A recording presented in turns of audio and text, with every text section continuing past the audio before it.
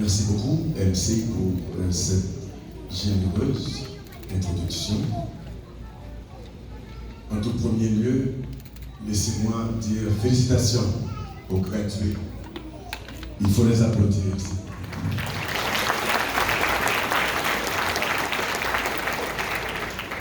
Et bon retour à nos alumni. Bonjour à tous et à toutes, collègues et amis, membres de la grande famille de l'UNEF, nos êtres chers, et aussi à nos invités spéciaux, en l'occurrence, M. Signal Bertrand, ministre de la Santé publique, et la marraine Castilda Cassamajor, qui est aussi présente parmi nous.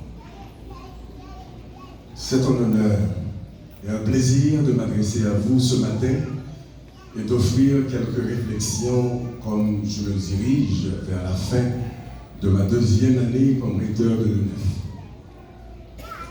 Je réalise toutefois que je suis littéralement la dernière chose se donnant entre vous et le discours que vous êtes venus actuellement entendre.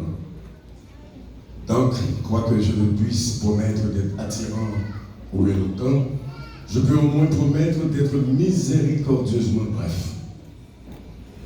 Nous sommes réunis ce matin soutenus par les aspirations de nos gradués, quelques 131 personnes qui se sont distinguées dans leurs champs et disciplines respectives et imaginables. Nous les accueillons et leur disons bienvenue dans les rangs vénérables de nos alumni et nous les envoyons en mission dans un monde, dans un pays qui a tant besoin de leur esprit et de leur cœur. Durant mon temps très court au rectorat de l'UNEF, notre monde et notre pays nous a rappelé que chaque jour, la nécessité et l'urgence d'une contribution massive de toutes les belles et tous les beaux esprits de ce pays. L'urgence d'un travail acharné pour construire ce pays en déconfiture. Nous avons été témoins de la vulgarisation et de l'ennui aussi du discours public et de la volatilité des affaires nationales et internationales. Nous avons pleuré et déploré le fait que la violence des armes a aminci les chances et rendu le futur un peu trop court dans ce pays. Et le fait que certaines de nos réunions sociales ou religieuses, chrétiennes, dahoméennes ou autres, se sont terminées parfois en bain de sang. Le fait que certaines de nos institutions, particulièrement certains de nos hôpitaux, sont fermés, pillés, vandalisés ou détruits.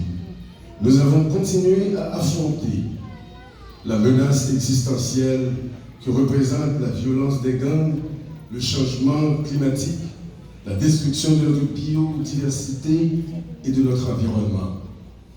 Et nous perdons notre balance quand les météos extrêmes ont détruit nos maisons, nos centres de santé et emportent des vies humaines. Et nous avons grandi exponentiellement en alerte du scandale génétique et démographique, de la crise d'éthique et de moralité dans tous les compartiments de la vie nationale, de la corruption généralisée.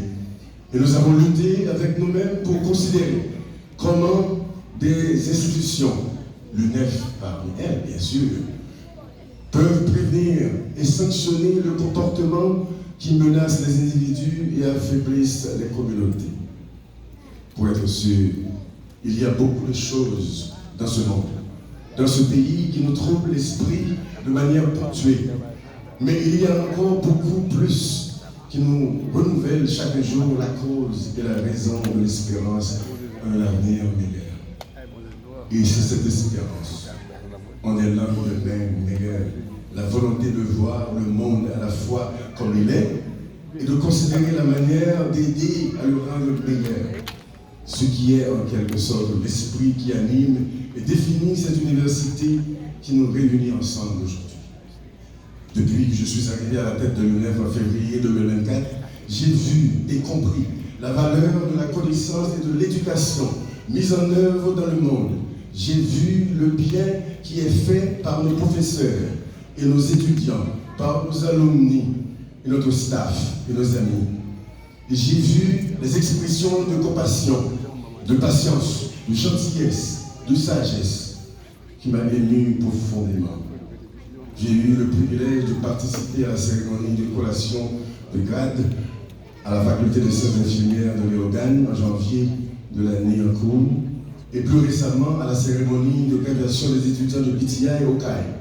À travers leur propre dur labeur et avec l'aide généreuse des étudiants et étudiantes, volontaires, des parents et amis, alumni, tuteurs, ils peuvent maintenant jouir des droits et privilèges d'être infirmiers, infirmières, informaticiens, avec tous les honneurs et sentiments d'appartenance qui s'y rattachent.